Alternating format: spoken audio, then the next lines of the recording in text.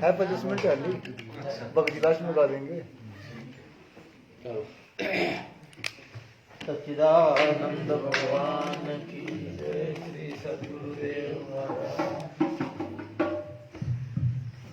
गुरु की छाया में शरण जो पा गया, उसके जीवन में मंगल आ गया, उसके जीवन में मंगल आ गया। गुरु की छाया में शरण जो आ गया, उसके जीवन में मंगल आ गया, उसके जीवन में मंगल आ गया। गुरु कृपा तो सबसे बड़ा उपहार है, गुरु कृपा तो सबसे बड़ा उपहार है। गुरु है केवल हाथ तो बेड़ा पार है, गुरु है केवल हाथ तो बेड़ा पार है, गुरु है केवल हाथ तो बेड़ा पार है। प्रेम का पावन हो,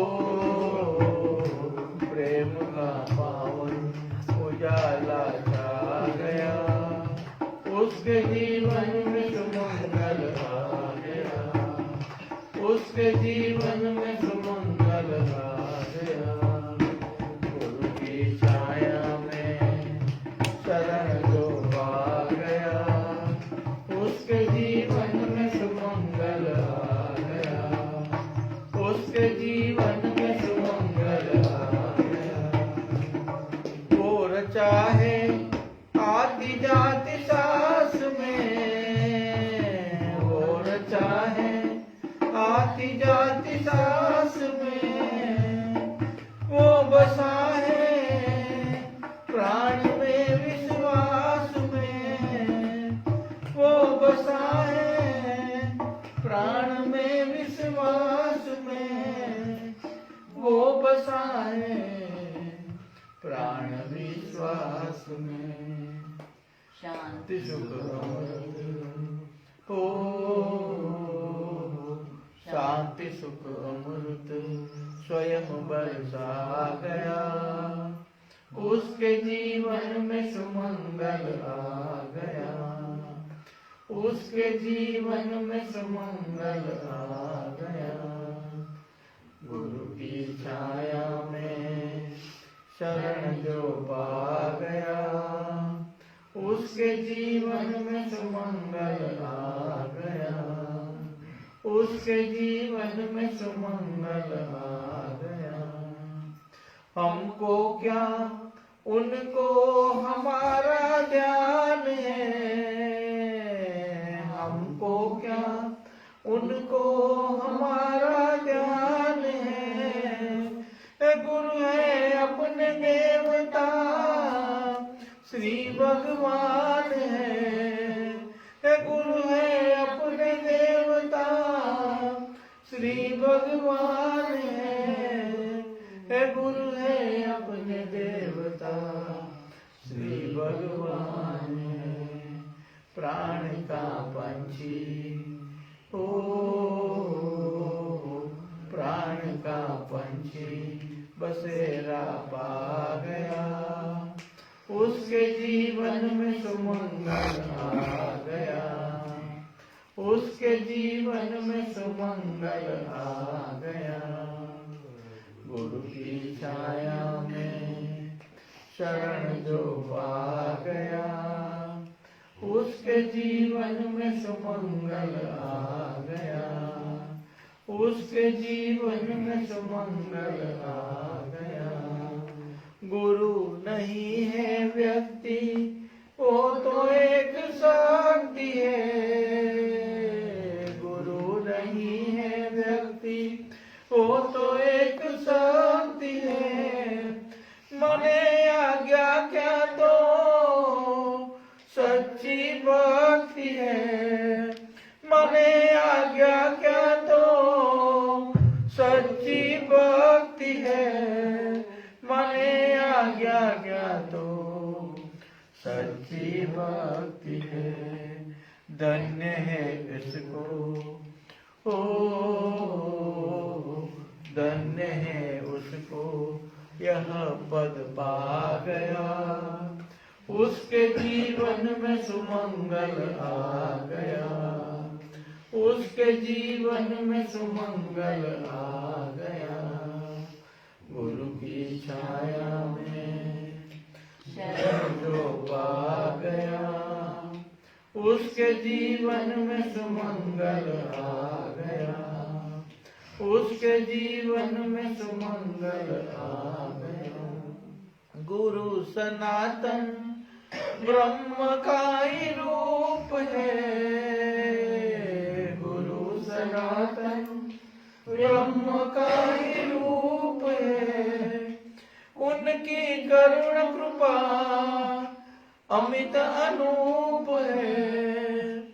उनकी करुण कृपा अमित अनूप है।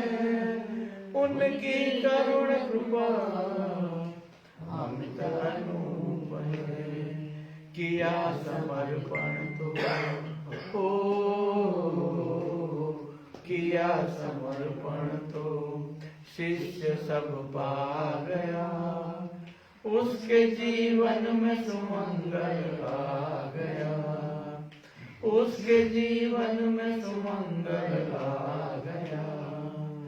गुरु की छाया में शरण जो पा गया, उसके जीवन में सुमंगल आ गया, उसके जीवन में सुमंगल आ गया। बोलो श्री सच्चिदानंद भगवान की जय। श्री सद्गुरुदेव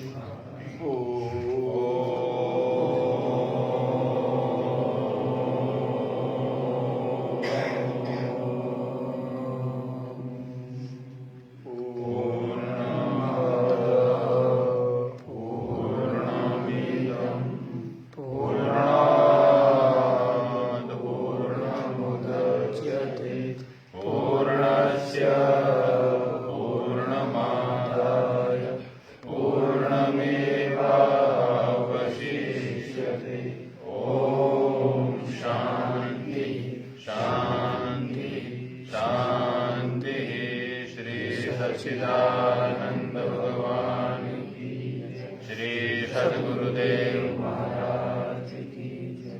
गुरुर्ब्रह्मा गुरुर्विष्णु गुरुर्देवो महेश्वर, गुरुर्साक्षात् परब्रह्म तस्मै श्री गुरवे नमः। वेद वेदांत सन्निष्ठं श्रोत्रियं बोधरूपिणं चिदानन्द रसास्वादं प्रकाशं परमं नमः। ईश्वरो गुरुरात्मेति मूर्तिभेदा विभागिने, व्योमवद्व्याप्तदेहाय दक्षिणामूर्तये श्री सच्चिदानंद भगवान की जय। श्री सद्गुरुदेव महाराज की। मनोजवं मारुततुल्यवेगं जितेन्द्रियं बोधिमतां वरिष्ठं वातात्मजं वानरयोधमुख्यं श्रीरामदूतां शरणं प्रपद्ये। नीलाञ्जनसमाभासं रविपुत्रमिमाग्रजं छायामार्तण्डसम्भूतं तं नमामि शनैश्वरम्। भारतीय साधना की धारा इस ग्रंथ से पूज्य महाराज जी अपने अनुभव से हम सबको एक बात का ज्ञान कराने के लिए बहुत प्रयास कर रहे हैं। हमारा अंतःकरण यदि ग्राहक के रूप में पुलकित हो उठा हो, उसके अंदर क्षमता का भाव हो, तो अंतःकरण बहुत कुछ ग्रहण कर सकता है। एक बात को समझाने के लिए कि ये मैं नहीं हूं, मैं वो हूं, इस बात को अनेक साधु संत अनेक ग्रंथ में हमारे महाराज जी इस बात को समझाने के लिए बहुत समय से जोर दे रहे हैं कि भारतीय साधना ये बहुत गहरी साधना है। ये व्यक्तिगत नहीं है। शास्त्रों में, पुराणों में, वेदों में, उपनिषदों में, अन्य धर्मशास्त्रों के ग्रंथों में इसका बहुत गहरा भाव से लिखा हुआ भाव है, लेकिन हम समझ नहीं सकते, हम पढ़ नहीं सकते। इसलिए इस ग्रंथ में महाराज जी ने वीरवार को बहुत अच्छा सुनाया था, जिस दिन मेरा बर्थडे था। लेकिन हम आजकल का माहौल ऐसा है कि हम प्रकृति के अपने मुंह दिखाने योग्य नहीं रहे। हमारे ऐसे कर्म है, हमारे ऐसे विचार है, हम बाहर निकले तो भी हमारा मुंह हम किसी को न देख पाए, इसलिए हमको आजकल मास्क पहनना पड़ता है। ये प्रकृति के साथ हमारा खिलवाड़ है।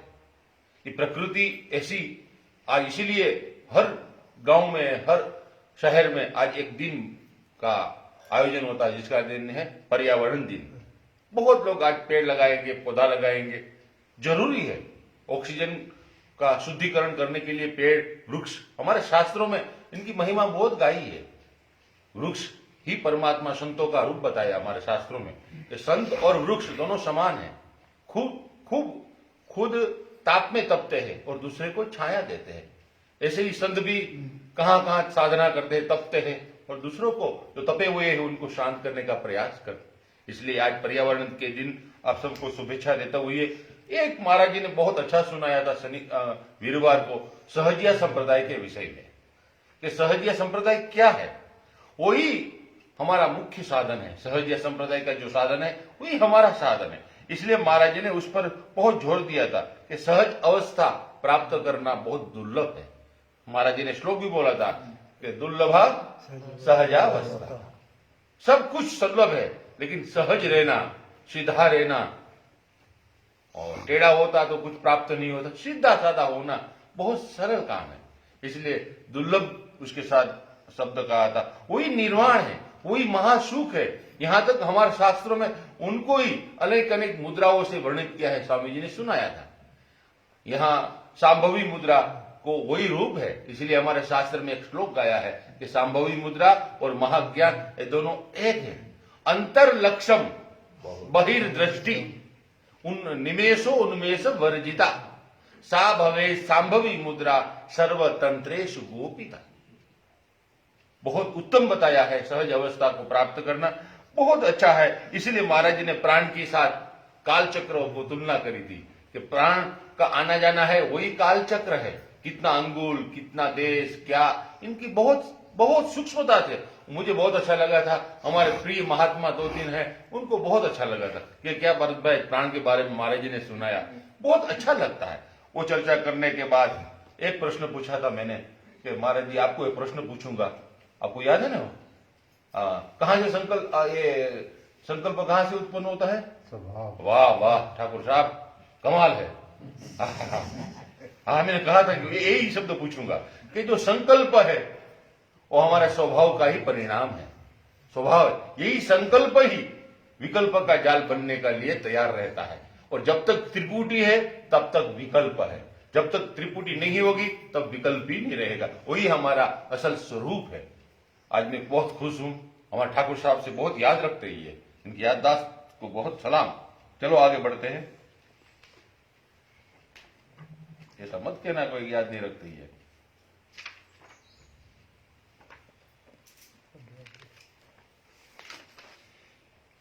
स्वभाव ही संकल्प का मूल है। कोई उसको करता नहीं समझता, कोई यदि करता नहीं है, ये बोध हो जाना ही पूर्ण ज्ञान की अवस्था है। यहां तक हमने वीरवार को करा था। अब आगे, इस बोध का उदय होते ही सर्वधर्म का शोधन होकर संकल्प विकल्प से परे निर्विकार निरंजन पद की प्राप्ति होती है। महाराज ये बार बार बोध शब्द का उपयोग करते हैं। बोध ही ज्ञान है कि बोध ही जागृति है? वो पूर्ण जागृति। जागृति को बोध कहते हैं। बोधस्य जिसको बोलते हैं, अच्छा, वो जागृति है। वो वैराग्य के बिना नहीं हो संभव है। वैराग्य से फलम बोध और बोधस्य फलम उपरति। बोध का मतलब जागरूक होना। रमेश भाई कैलाश को लेकर क्या हो ना, वो बुद्ध जाग गए इसलिए उनका नाम बोध रख दिया। और कई ऐसे नाम और भी हैं उनके, शाक्य मुनि है, तथागत है, ये भी उनके नाम है। अच्छा, वो एक एक गुण के हिसाब से उनके प्रकट हुआ है।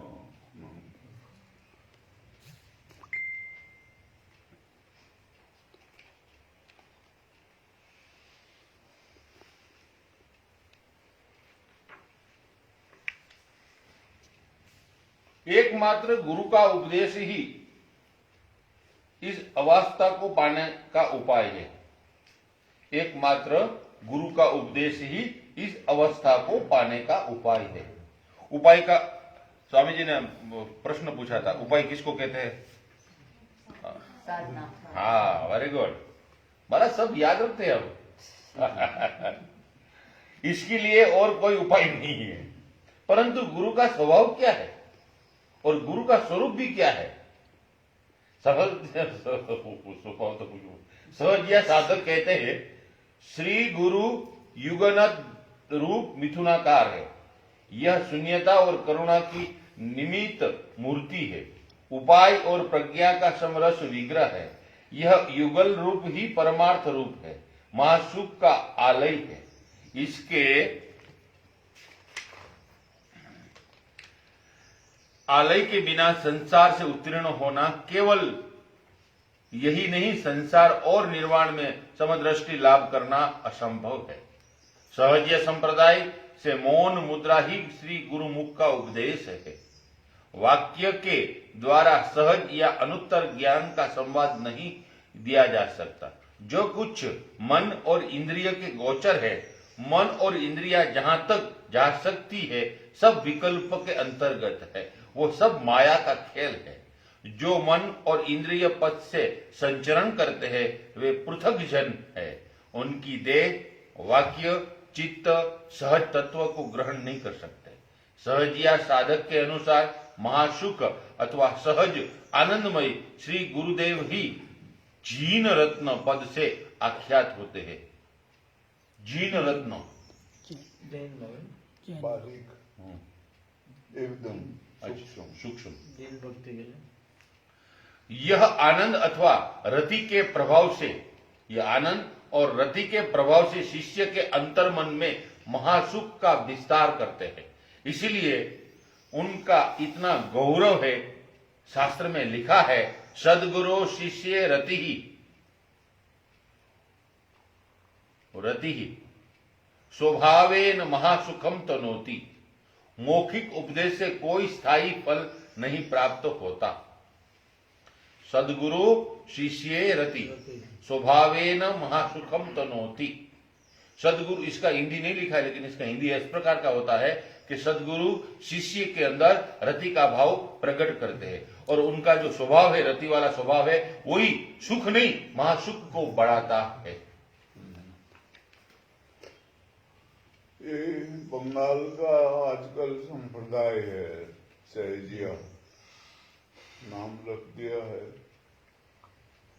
तो ये सहजिया एक अवस्था है वैसे। अब वो बाद में धीरे धीरे संप्रदाय हर एक जगह बन जाती है, तो उसका वो रखा है, वो गुरु का वर्णन किया है, गुरु क्या होता है। तो वो कहते हैं ये जो प्राप्ति है ये उनसे ही प्राप्त हो सकता है, वो ही बता सकते हैं उपाय इसका।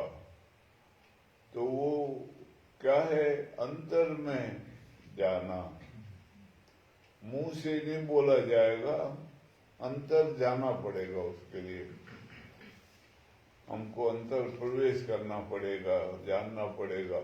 यहाँ मुंह का उच्चारण कोई नहीं। अब जितने भी पहले पुराने समय से चले आते हैं, मंत्र आदि हैं, जो भी है वो हम सब मुंह से उच्चारण करते हैं, लेकिन जो अनुभव है वास्तविक वो मुंह से उच्चारण से प्राप्त नहीं होगा। उसको जानना पड़ेगा, मुंह को बंद करके अंतर देखना पड़ेगा, तभी उससे जानकारी प्राप्त होगी। यही वो समझाते हैं। ध्यान का मतलब भी यही होता है, अपने में रहने का, विराजना और देखना, अपने को निरीक्षण करना, कहाँ कहाँ घूम रहा हूं मैं, शरीर से नहीं मन से। इसलिए वो गोस्वामी जी का वचन है, गो गोचर जहाँ लग मन जाए सो सो सब माया जानो वाई। जहां तक मन जाता है, जो दिख रहा है गो और गोचर जो दिखता नहीं है। अब मन की दौड़ इतनी फास्ट है, उससे आगे कुछ नहीं, कोई चीज नहीं जाती है। सबसे ज्यादा अभी यहाँ पर है, अभी अमेरिका चला जाएगा, हाँ अभी कहीं कहीं की सैर करने लग जाएगा, ब्रह्मांड तक भी चला जाता है, सब जगह। तो मन सबसे ज्यादा तेज गति से दौड़ने वाला है। इसको अंदर रोकना बहुत बड़ी बात होती है। ये उपाय के द्वारा ही अंतर में रुके, और उसके लिए विचार हमारे अंदर और वैराग, ये दोनों होना चाहिए, तब ये मन हमारे में रुकेगा। विचार और वैराग न होगा तो नहीं रुकेगा। संसार में जब होते हैं संसारिक, तब फिर वैराग नहीं होता है। संसारी में तो वैराग होगा तो फिर संसार नहीं चलेगा। अब जब हम सन्यासी हैं तब वैराग होना चाहिए। सन्यासी में वैराग न हो तो सन्यासी व्यर्थ जाएगा। वैराग का ये मतलब नहीं कि हम हर एक चीज से नफरत करें। एक अवस्था में ऐसा होता है कि हम उससे अलग होने का प्रयास करते हैं। वैराग का मतलब होता है कि जो चीज जहां है जैसी है वैसी है।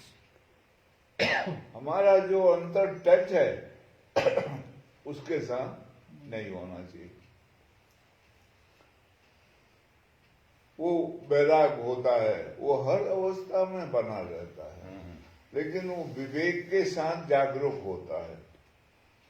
विवेक नहीं होगा तो वैराग में क्रोध आता है, और बैराग में झुंझलाहट जिसको कहते हैं, कंटाला, वो आता है। बैराग में गुस्सा बहुत आता है और नफरत की भावना आती है, घृणा की भावना आती है। अगर उसके साथ विवेक जागृत है तब उसका एक अलग नाम पड़ता है, उसको कहते हैं वीतराग। वो राग से और वैराग से दोनों से परे होता है वीतराग।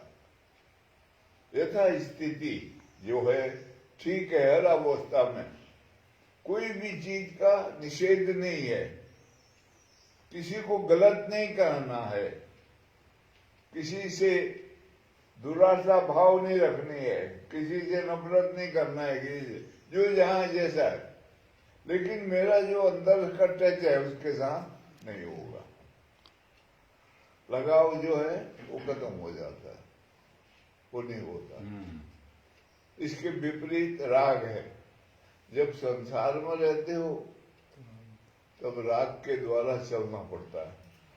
राग नहीं करोगे तो संसार चलेगा नहीं चलेगा। और ये बात सच है कि जो जैसा है उसको वैसा ही व्यवहार में लाना पड़ेगा। अगर हम संसारी हैं तो संसार में रहना होगा। वो भी एक साधना का मार्ग है, जागरूकता पूर्वक संसार को भोगना वो जरूरी है। क्योंकि ये सृष्टि बनाई है भगवान ने किसके लिए? भोग और मोक्ष के लिए। हमारे लिए, जीव के लिए, भोग के लिए और मोक्ष के लिए, त्याग के लिए। भोगना जरूरी है, उसके बगैर नहीं। उसको इनकी भाषा में मल का परिपाक बोला है, तभी मल परिपाक होता है। लेकिन उसमें डूबना नहीं है। भोग को त्याग पूर्वक भोगना है, उसमें डूबना नहीं है। क्योंकि डूब गए अगर तो फिर संसारी के हो जाएंगे और किसी कहीं के नहीं रहेंगे। जागरूकता पूर्वक संसार को भोगना जरूरी है, तभी इससे छुटकारा मिलेगा, नहीं तो नहीं मिलेगा कभी भी। हजारों जन्म आएंगे तो भी नहीं छूट पाएंगे हम। संसार को भोगना है लेकिन जागरूकता हो।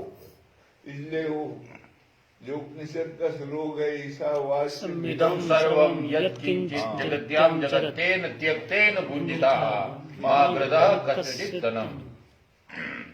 वो इसलिए उपनिषद के ऋषि ने वो बोला है क्योंकि भगवान को नहीं चाहिए संसार, नहीं, उसको जरूरत भी नहीं है। वो तो अपने आप में मस्त है, परिपूर्ण है। जो पूर्ण है वो परमात्मा है। इसलिए हम एक वो वाक्य हमेशा बोलते हैं, पूर्णमदा पूर्णमिदम्। वो इसी का द्योतक है। उसको कुछ नहीं चाहिए। ये संसार उसने बनाया है हमारे लिए, हमको इसका उपभोग करना है, इसमें रहते हुए और जागरूकता पूर्वक। अगर हम इसका उपभोग नहीं करेंगे तो इससे छुटकारा कभी नहीं मिलेगा। इसका उपभोग करना है बहुत जरूरी, तभी इससे छुटकारा मिलेगा। ये विवेक बहुत पहले, शादी होने से पहले, ये मेरे पास आके बोलता था, मेरे को संसार में नहीं जाना है, मेरे को शादी नहीं करनी है, संन्यास लेना है, ऐसा बोलता था। इसको मैंने देखा, इसको मैंने कहा नहीं, तुमको जाना पड़ेगा, शादी करनी पड़ेगी। इसके पिता भी मेरे को बोलते थे, वो ना बोलता है, इसकी माँ भी बोलते थे। मैंने इसको कहा शादी करनी पड़ेगी, रहना पड़ेगा, देखना पड़ेगा, उसके बाद ही तुमको अगर बैराग आए तो वो फलीभूत होगा, उससे पहले नहीं। नहीं तो दोनों तरफ से चले जाएंगे। आए थे हरि भजन को, अच्छे लागे धाम, दुविधा में दोनों गए माया मिली न राम। हाँ, दोनों जाएंगे। तो विवाह हुआ ठीक ठाक, फिर ये बच्चा हो गया है। एक दिन कहने लगा मैं तो फंस गया बहुत दोबारा इसमें, अब कैसे छूटेगा। मैंने कहा टाइम आएगा सब ठीक हो जाएगा। तो ये जरूरी है। देखो अगर रात नहीं होगी तो दिन का कोई महत्व नहीं है, अगर अज्ञान नहीं हुआ तो ज्ञान का कोई महत्व नहीं, अगर विस्मरण नहीं हुआ तो स्मरण कैसा है? तो स्मरण का कोई महत्व नहीं। बीमार ये पड़ना। जुड़े हुए हैं, इसको कहते हैं सापेक्ष बात, एक की अपेक्षा में दूसरा। हाँ दूसरा। विस्मरण होना जरूरी है तब स्मरण का महत्व होता है, भूलना जरूरी है तब याद आता है। अब कोई जवान है अच्छा तगड़ा बीमार हो गया, लोग क्या पूछते हैं कैसा है भाई स्वास्थ्य। अब वो स्वास्थ्य का पता तब लगेगा जब बीमार पड़ेगा। जब बीमार होगा, नहीं तो उसको अपने स्वास्थ्य का ही पता नहीं था। परमात्मा का जो परम तत्व है उसका भी एक स्वभाव है ऐसा, वो भूल जाता है वो भूल जाता है, फिर उसको स्मरण होता है, वो उसका स्वभाव है। हाँ ये समझना जरा। और ये स्वभाव ही इन्होंने क्या बोला है, संकल्प का मूल है। हाँ संकल्प मूल स्वभाव ही है वो। वाह जनाब, ये अगर समझ में आएगी तो सब रहस्य समझ में आ जाएगा। वाह। और वहां विकल्प नहीं है फिर किसी प्रकार का, संकल्प ही है खाली। इसलिए जो जानते हैं उनको सत्य संकल्प कहते हैं, सत्य काम। सत्य काम। उनकी जो कामना है सत्य है। वो सत्य है, सत्य के लिए है, सत्य के लिए चीज है। और उनका जो संकल्प है सत्य वो है। सत्य है। जो भी संकल्प करेंगे वो प्रकट हो जाएगा, सत्य है वो। तो आपने एक पुस्तक में पढ़ाया था मुझे, वो पहले खड़ा हो जाता बाद में संकल्प होता है कि भाई वहां मकान मुझे बनाना है, मकान पहले बन जाएगा, संकल्प बाद में उठेगा। ऐसा रूप है महात्माओं का। हर चीज के साथ ईमानदारी बरतनी पड़ेगी। हम ईमानदारी नहीं बरतते, बेईमानी करते हैं। संसार के लिए भी ईमानदारी और संन्यास के लिए भी ईमानदारी, तभी जीवन सुखमय आनंदमय हो। वही समझा रहे हो।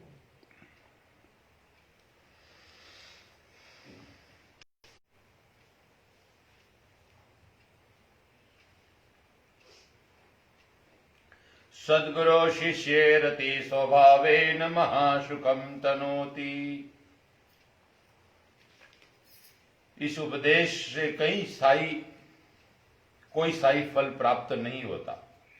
इसलिए सद्गुरु महाराज शिष्य के अंदर परमात्मा के प्रति जो मुख्य भाव है उनको प्रकट करने का प्रयास करते हैं। किंतु यह महासुख किस प्रणाली से प्राप्त होता है, जो महासुख की गणना करी है वो महासुख किस पद्धति से प्राप्त होता है, इसकी उपलब्धि कहां से होती है, वहां जाने का रास्ता क्या है, इन सब प्रश्नों के उत्तर में सहजिया साधक कहते हैं उष्णीश कमल में ही महासुख की अभिव्यक्ति होती है। उष्णीश कमल में ही महासुख की अभिव्यक्ति होती है। अब थोड़ा जाना पड़ेगा तंत्र में। तंत्र शास्त्र और हठ योग के ग्रंथों में इस कमल को सहस्त्रदल कमल नाम से वर्णित किया गया है।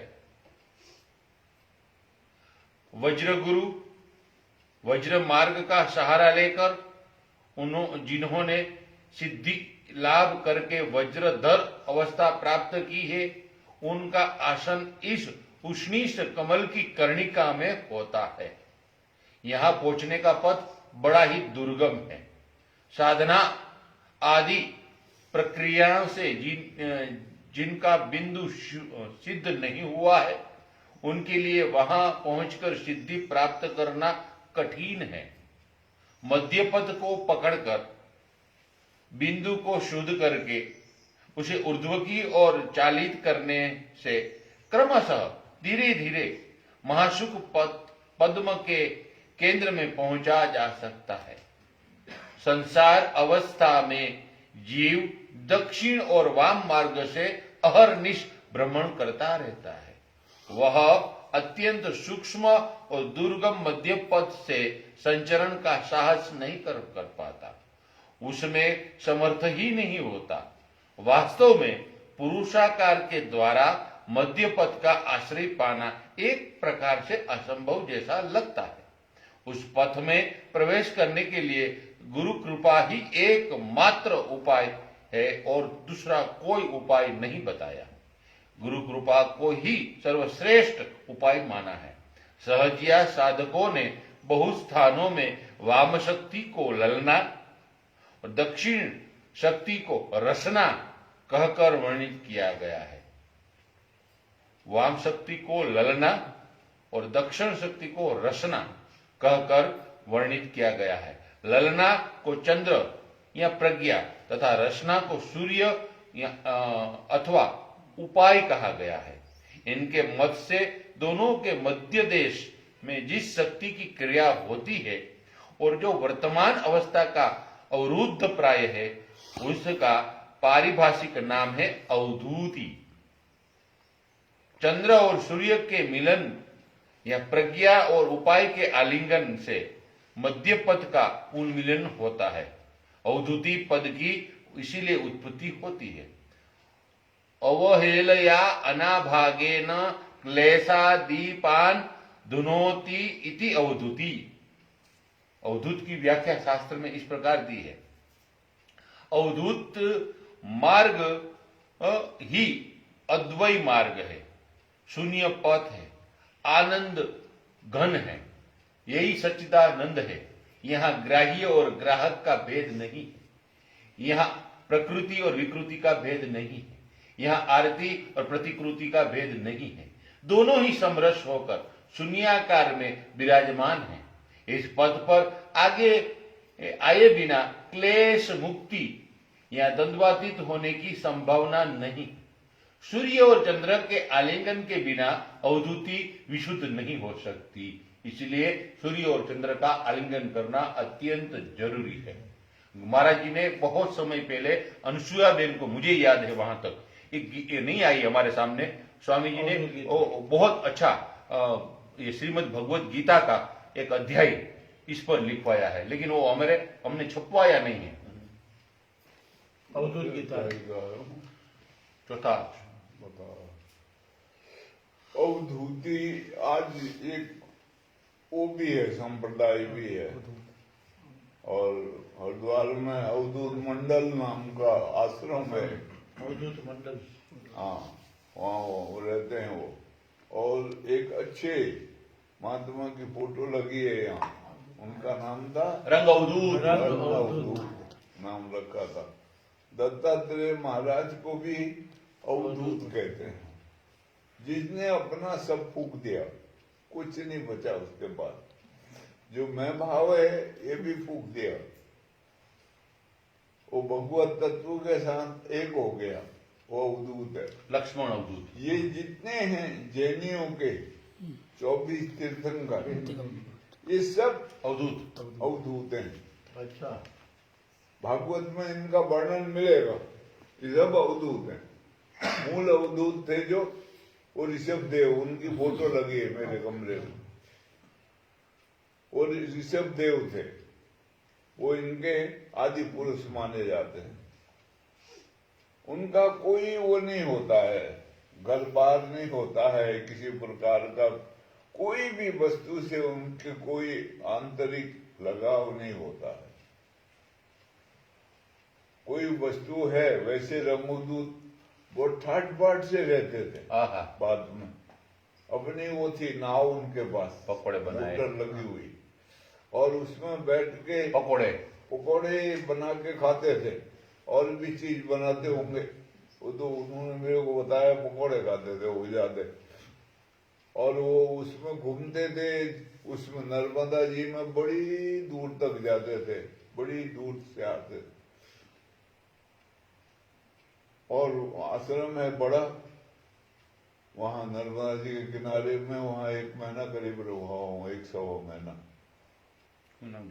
और उनकी अभी अभी शरीर छूटा 69 में, 67 में, 69 में, हाँ 69 में शरीर छूटा। नारेश्वर नहीं हरिद्वार में छूटा था। हाँ ना, ना, हरिद्वार में छूटा था, हरिद्वार में, हरिद्वार में छूटा था। नारेश्वर लेकर आए थे, नारेश्वर समाधि, नारेश्वर में समाधि थी उनको। उनके साथ उनका एक भगत कुत्ता भी था, उसकी सिर्फ समाधि है वहाँ। उसको भी लोग मत्था टेकते हैं, उसकी वो भी बनी है बुद्ध। हाँ स्वान भक्त बुचिया, बुचिया वो वहां पर होता। तो वो दत्तात्रेय महाराज को मानते थे, उनके ऊपर पुस्तक लिखी है उन्होंने, दत्त भावनी। पहले वो प्रिंसिपल थे बड़ौदा कॉलेज के, और वो और अरविंदो, ये दोनों गुरु भाई थे। अरविंदो पहले गए सन 50 में, अरविंदो का शरीर छूटा, और उसके बाद 69 में इनका शरीर छूटा। ये इनके वो थे जो पढ़ाने वाले, वो उनको बहुत मानते थे, पराशर जी। वो उनसे उद्घाटन कराया था अपने उसका उन्होंने समूह। अभी अभी हुए वो।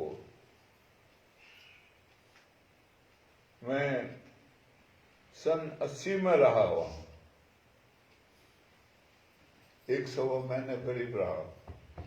वो उनकी बहन थी, छोटी बहन, मूली माँ उसका नाम था, मूली माँ। वो मेरी सेवा करती थी वहां। मूली माँ दूध मेरे को देना, और घी, गाय का घी देती थी, और वो आटा दाल चावल वगैरह भिजवा देती थी वहां। मैं अपने स्टोव दे रखा था, खाना एक टाइम खाता था उस टाइम, बस बना के खा लेता। शाम को दूध पीता था, तब अभी दूध छोड़ दिया। हाँ 1 सवा महीना रहा मैं करीब। तो वो अवधूत अभी एक वो बन गया, क्या नाम, पंथ संप्रदाय जैसा। तो होते सन्यासी हैं सब, जितने भी अवधूत होते हैं सब सन्यासी होते हैं। तो ये इन्होंने उसका नाम अवधूत ही रखा है, और अवस्था है वो अवधूत। और वो मध्य मार्ग बताया है। मध्य मार्ग का मतलब होता है सुषुम्ना मार्ग। ईड़ा पिंगला से हर एक जीव चलता है, या तो ईड़ा बहती है या पिंगला बहती है। उसी को सूर्य और चंद्र नाड़ी कहते हैं, उसी को गंगा जमुना भी कहते हैं। इसी पे चलता है, लेकिन बीच में कभी कभी मध्य मार्ग खुल जाता है सुषुम्ना, और सुबेरे हमेशा खोलेगा। वो लगभग 20-25 मिनट सुबेरे खुलता, आधा घंटा भी खुलता है। उस वक्त अगर साधन भजन करे तो आदमी शरीर भाव से ऊपर उठ जाता है।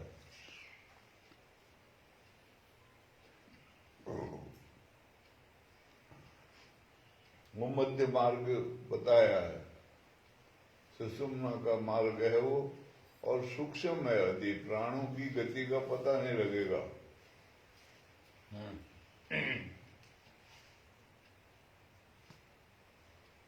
तो ऐसा साधन उपाय है, उपाय से विवेक जागृत होता है, इसलिए वो उपाय को महत्व दिया है ज्यादा। बगैर उपाय के कुछ नहीं होता है।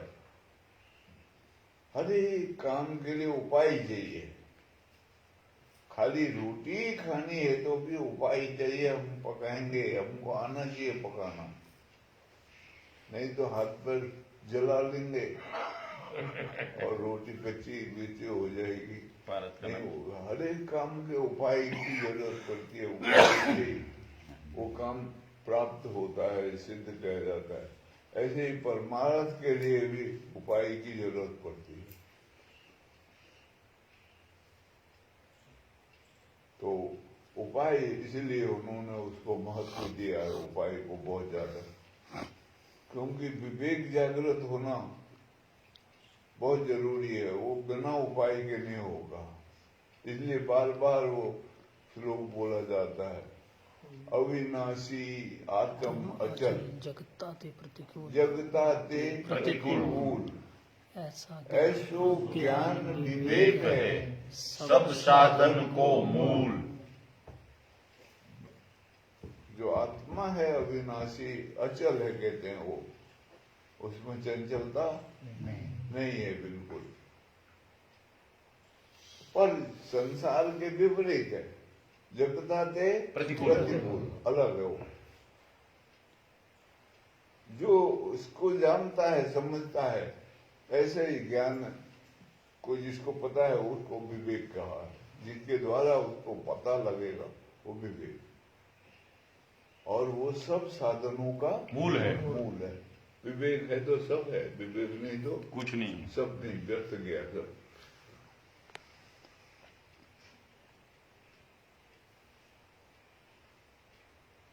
तो इसलिए उपाय शब्द का इन्होंने इस्तेमाल किया। इस सहजीय संप्रदाय बंगाल में है, और भी कई जगह होते हैं साधक एक एक प्रकार के, और ये अवस्था है असल में सहजिया। ऐसी अवस्था आ जाएगी तो कोई भी हो जाएगा। जैसे संत कबीर कहते हैं, साधो सहज समाधि भली, गुरु कृपा जाते लागी, दिन दिन अधिक चली। जहाँ जहाँ जाऊं सोई परिक्रमा, जो जो करूं सो पूजा। एक ही एक को हरदम ध्याऊं, भावना वे दूजा। तो वो अवस्था उनको प्राप्त थी, इसलिए वो बोलते हैं। तो ये इसलिए दुर्लभ है, बहुत मुश्किल है, इसलिए कहा है दुर्लभो सहजावस्था सदगुरु करुणाम बिना। उनकी करुणा से प्राप्त हो तभी होगा, ऐसे नहीं होगा अपनी मर्जी से। हम अपनी मर्जी से पूजा पाठ हवन यज्ञ कुछ भी कर सकते हैं, वो सब कर्म के अंतर्गत आते हैं। उनका उसका नाम ही कर्म कांड रखा हुआ। लेकिन जहाँ ज्ञान की बात होती है वहां कर्म का निषेध किया जाता है, काट दिया जाता है। उपनिषद खुद कर्म को काट देते हैं, क्योंकि उसमें कर्ता होता है। अब कर्ता कौन है? अब मैं करता हूं तो मैं को तो भोगना पड़ेगा। जब तक मैं करता होऊंगा तो भोगूंगा। अच्छे काम करूंगा तो अच्छा फल मिलेगा, बुरे काम करूंगा तो बुरा फल मिलेगा। बुरा फल का काम दुख आएगा, अच्छे फल का काम सुख आएगा। सुख बोले तो मेरे अहंकार को पोषण मिलेगा, तो वो सुख होता है। अहंकार का पोषण जो होता है उसको सुख मानते हैं लोग। अब मैंने इच्छा करी ये मिले खाने को तो वो मिल गया, मजा आई खूब, मैं हुआ। तो उससे क्या हुआ? मेरा अहं पोषित हुआ, उसको सुख मानते हैं। और अहंकार को चोट लगी तो तिलमिलाया मैं, बेकार है जिंदगी यार मेरी, इससे तो मर ही जाता अच्छा होता। ये जितने भी आत्महत्या करते हैं सब क्यों करते हैं? इनके अहंकार को चोट लगती। तो मर जाते हैं गुस्से के मारे। उनका जो अपेक्षा है वो पूरी नहीं होती है। अपेक्षा रखना सब सबसे बड़ा दुख है संसार में।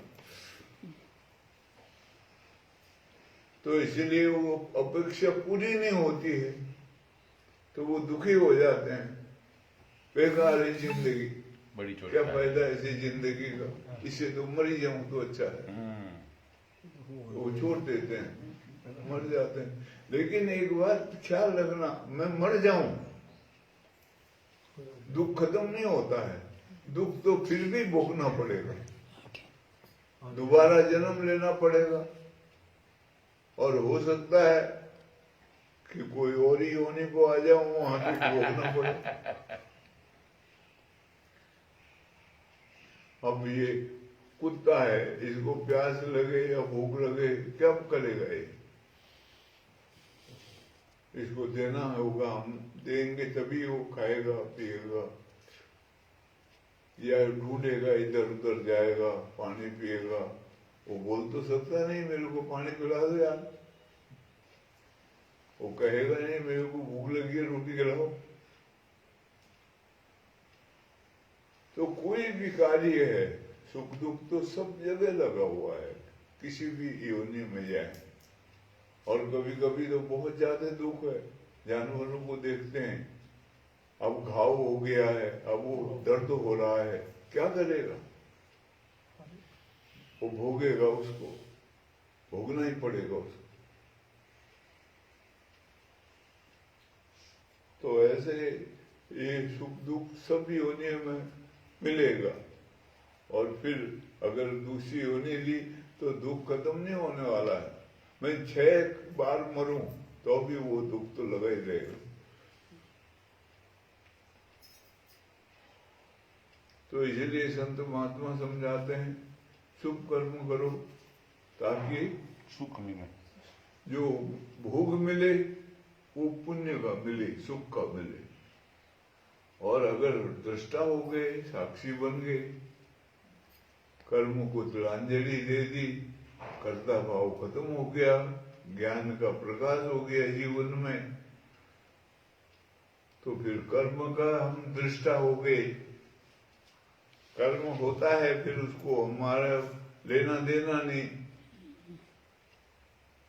जब तब करके स्वर्ग कमाया ये तो काम मजदूरों का, करना सब न लेना कुछ भी, बाना बाके झूरों का।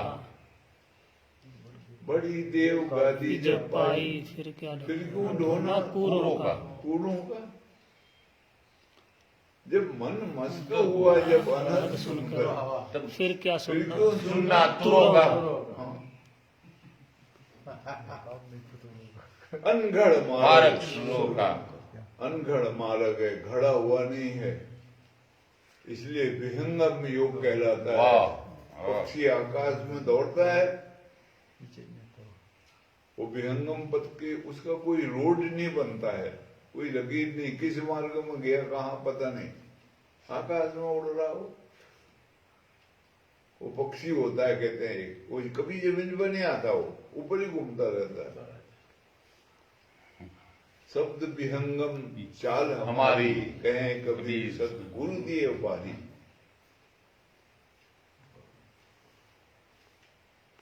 वो विहंगम मार्ग वही अवधूति मार्ग है।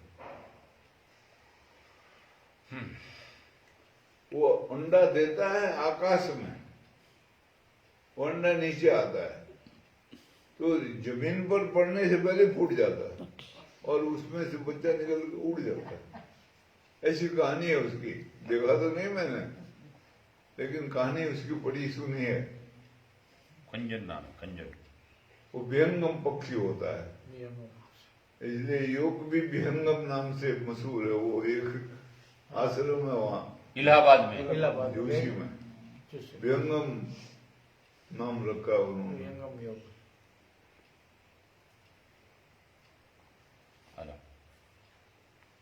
अवधूत को याद किया तो मेरा भी बहुत ऋण है, तो मैं भी अवधूत महाराज को याद कर लेता हूं। मैं जिस विद्यालय में पढ़ा और जहां ज्योतिष के पाया में ज्ञान दिया जिन्होंने, वो संस्था का नींव डालने में रघुदूत महाराज को आना पड़ा था। और रंगूतुत महाराज आए, उसके हाथ से नींव डाली, बाद में विद्यालय की प्रतिष्ठा हुई। इसी विद्यालय है हमारे। और मेरे दादाजी के साथ, हमारे दादाजी के साथ और रंगूतुत महाराज के साथ इतनी घनिष्ठता थी कि उनको एक हफ्ते में के बाद इसका संदेशा, एक अंक के बाद उसका मैसेज आता रहता था। और रंगूतुत महाराज संगीत के बहुत जानकार थे, ऐसे नहीं, संगीत के भी जानकार थे। और चश्मा उस जमाने में चश्मा देखो आप खुश हो जाओ। अलग अलग प्रकार के चश्मे अभी भी प्रदर्शनी में लगाया है। चश्मे के शौकीन थे, बहुत अच्छे। लेकिन उन्होंने एक ही काम किया और कुछ काम नहीं किया। एक को भी उन्होंने दीक्षा नहीं दी।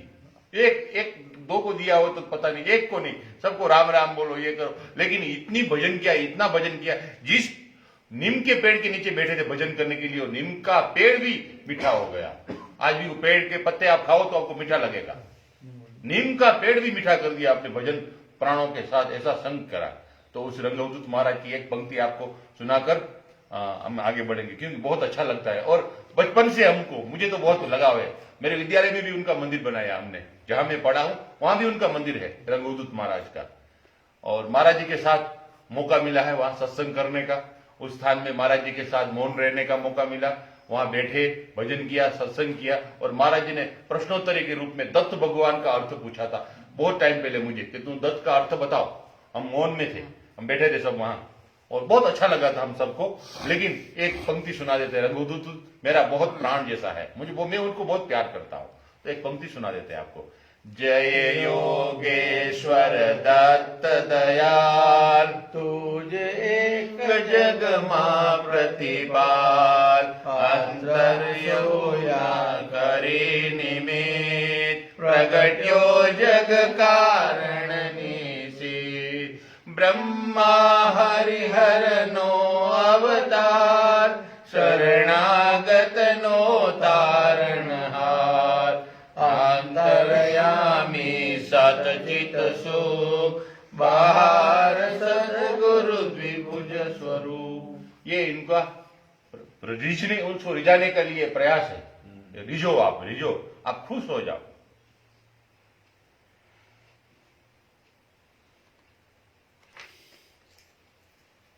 गुजरात में जब आपको मौका मिले घूमने का, कभी मौका मिले, तो ये एक पट्टी का प्रवास करने जैसा है।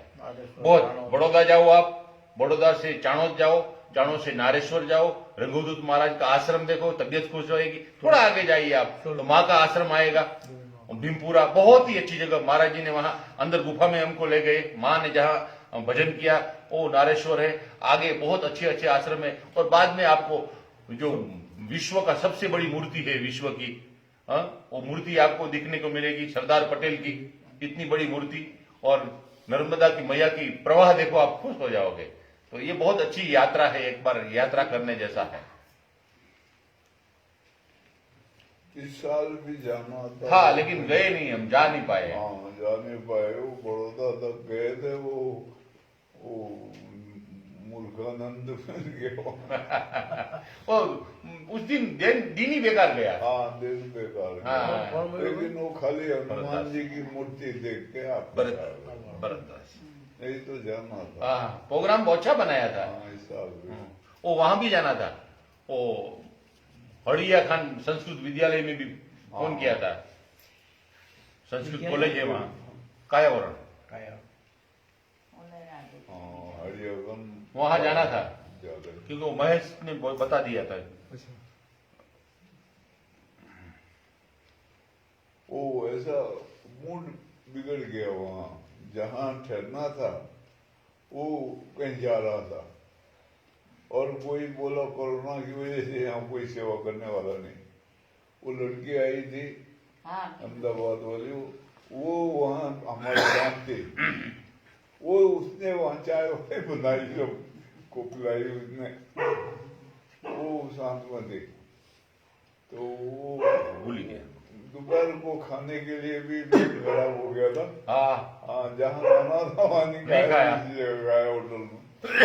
10,000 रुपये बिल आया भोजन का भी, लेकिन मजा नहीं आई। मैं एक बात ये भूल गया हूँ इसमें एक कड़ी जोड़ने के लिए। एक पुरानी बात है, इससे जुड़ा हुआ है, इस प्रसंग विषयांतर नहीं है। आदमी को विषयांतर होना चाहिए, विचारों से। जब सत्संग हो तो उस विषयांतर नहीं होना चाहिए। इस विषय की बात बताओ, अवधूत शब्द मैंने पहली बार सुना था और महाराज जी को शायद अच्छा भी न लगे, लेकिन मैं अभी से क्षमा मांग लेता हूं। एक बार एक षोडशी में महाराज जी के साथ मुझे जाने का मौका मिला। हम दोनों थे, मैं और महाराज जी। हम एक षोडशी में गए। षोडशी में गए, ओ गुजरात के सबसे श्रेष्ठ संत, और मैं भी बहुत मानता हूं, अभी भी मानता हूं, उनका नाम था नारायण दास। उनकी नारायण दास बहुत अच्छे महात्मा, अब्जों रुपये का कारोबार, लेकिन आप दिवाली के दिन जाओगे तो एक पैसा नहीं होगा उसके पास। अब्जों रुपया होगा, लेकिन दिवाली के दिन सब बांट देते हैं, खैरात कर देते हैं।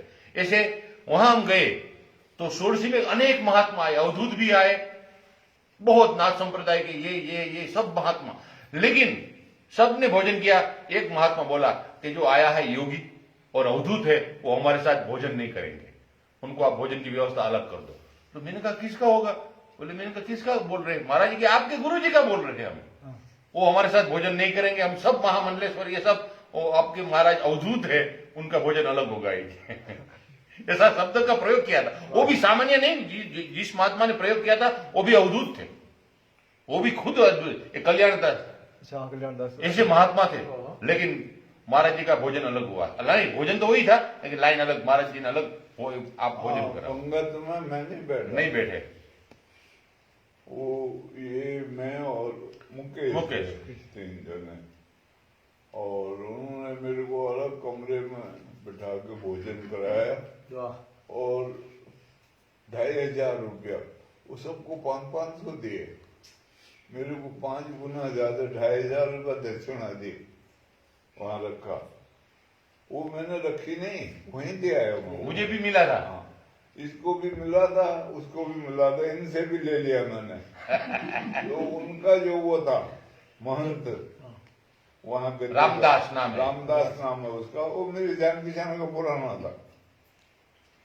तो उसको मैंने चादर उड़ा के, और एक जगह पहले गए थे हम, माता जी के मंदिर, हाँ, वहां से चादर मिली थी। वो चादर उसको उड़ा के, और वो 3100 रुपया माई मंदिर, वो उसका नाम था माई मंदिर। हाँ, माई मंदिर। वो भी महंत बहुत अच्छा, बहुत ही अच्छा था। महाराज जी उसका वर्ल्ड रिकॉर्ड है, अपने शरीर में कितने दिए लगा के वो नाचते, आरती करता है। 108 दिए वो महाराज अपने, और इतनी बड़ी उम्र में नाचते हैं, फिर आरती करते हो। आवेश आता है उनके अंदर। बहुत अच्छे सत्कार किया, बहुत अच्छा। और चादर उड़ाई थी। भेंट तो मैं लेता नहीं कहीं से, वहीं रख के आया था, लेकिन वो फिर उसका जो चादर थी वो ले आया था, 5001 करा था, 5001 दिया था, ऐसा कुछ दिया था, लेकिन अच्छा था। कहने का अर्थ है कि अवधूत महाराज जी को उन्होंने बताया था कि भोजन, सबने भोजन किया, महाराज जी ने नहीं। वो बोले करेंगे नहीं, वो करना भी नहीं चाहिए, उनको अलग व्यवस्था कर दो।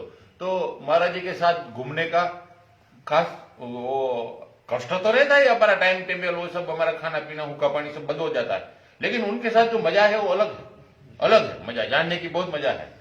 और शुद्धिकरण करवाने बहुत अच्छा लगता है। और एक महाराज जी ने मैंने दर्शन नहीं करे, लेकिन महाराज जी बोलते हैं कि मैंने भी एक अवधूत बहुत नाम सुना, उनका नाम है लक्ष्मण अवधूत। वो गंगोत्री के आसपास, हाँ, गंगोत्री में रहते थे वो, लक्ष्मण अवधूत, वो वहाँ रहते थे। गंगोत्री पहले ऋषिकेश रहते थे, वहाँ आश्रम भी है। उधर भी हम गए थे महाराज एक बार। आप नहीं मिले वहाँ, ऋषिकेश में नहीं मिले थे, फिर उधर मिले थे। इनको भेजा, मैंने कहा तुम जाओ। अब ऋषिकेश में मेहनत किया था, हमको नहीं मिले थे ऋषिकेश में। लेकिन कहने का अर्थ है कि अवधूत अभी भी वर्तमान है, अवधूत की कोई मार्ग नहीं है। इसलिए महाराज जी ने 3 शब्द का उपयोग करते हैं, एक शेर, एक सपूत और एक साधु। इनकी कोई रोड मैप नहीं होता है। हम गूगल मैप से मैप कर लेते हैं आश्रम जाना है, तो इनका कोई मैप नहीं होता है, और नहीं गूगल होता है। ये सबका गुरु का गुरु है। इसलिए 3 चीज हमेशा ये है। इसीलिए शास्त्र में कहना पड़ा योगी नाम अपनी अगम्य। वो कहा है, सिंह साधु की ऐसी गति कि जीते ही को खाए। सिंह साधु की ऐसी गति जीते ही को खाए। भावहीन मृतक दशा, ताकि निकट न जाए। वाह वाह वाह। सिंह जो है, शेर किसी का मारा हुआ शिकार नहीं खाएगा, अपना ही मारा हुआ खाएगा। ये महाराज जी कहते थे हमारे। और ऐसे ही वो कहते थे साधु हो जा जो, वो किसी के पीछे नहीं दौड़ेगा, उसके पीछे देंगे लोग, वो अलग ही चलेगा, अपनी राह अलग पकड़ेगा। वो किसी धर्म संप्रदाय का भी नहीं होगा, नहीं होगा। किसी मिशन का, किसी आश्रम ट्रस्टी का, का नहीं किसी का होगा। नहीं। वो इसी सीखी हमने। और दूसरा सपूत होता है जो, वो लीक नहीं चलता है। लीक गाड़ी चले, लीक चले कपूत। तीन चीज उल्टी चले, सिंह साधु और सपूत। वाह। उल्टे चलते हैं ये। वाह। बोलो रंगूदूत महाराज की जय, सच्चिदानंद भगवान की जय, सदगुरुदेव महाराज की